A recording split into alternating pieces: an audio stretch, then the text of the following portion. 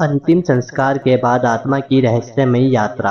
क्या आपने कभी सोचा है जब किसी व्यक्ति का अंतिम संस्कार हो जाता है और चिता की आग धीरे धीरे शांत हो जाती है तो उसके बाद आत्मा के साथ क्या होता है? क्या सब कुछ वहीं खत्म हो जाता है या फिर वहीं से एक नई यात्रा शुरू होती है?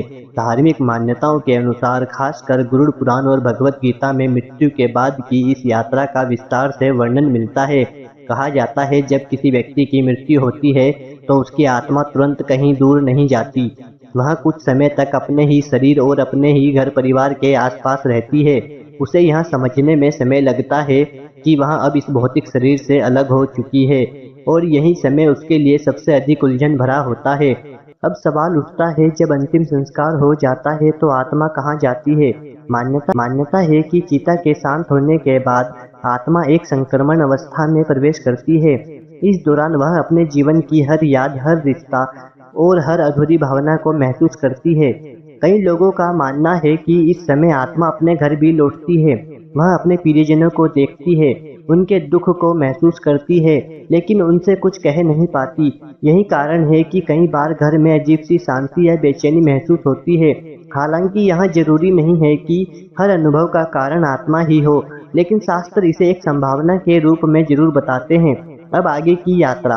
कहा जाता है कि मृत्यु के बाद कुछ दिनों तक आत्मा अपने कर्मों के अनुसार अलग अलग अवस्थाओं से गुजरती है। 10वें दिन, 13वें दिन और आगे के समय में किए जाने वाले संस्कार सिर्फ परंपरा नहीं है, बल्कि ये आत्मा की यात्रा को सहज बनाने के लिए माने जाते हैं। इन क्रियाओं के माध्यम से परिवार आत्मा के लिए प्रार्थना करता है और उसे आगे बढ़ने की शक्ति देता है।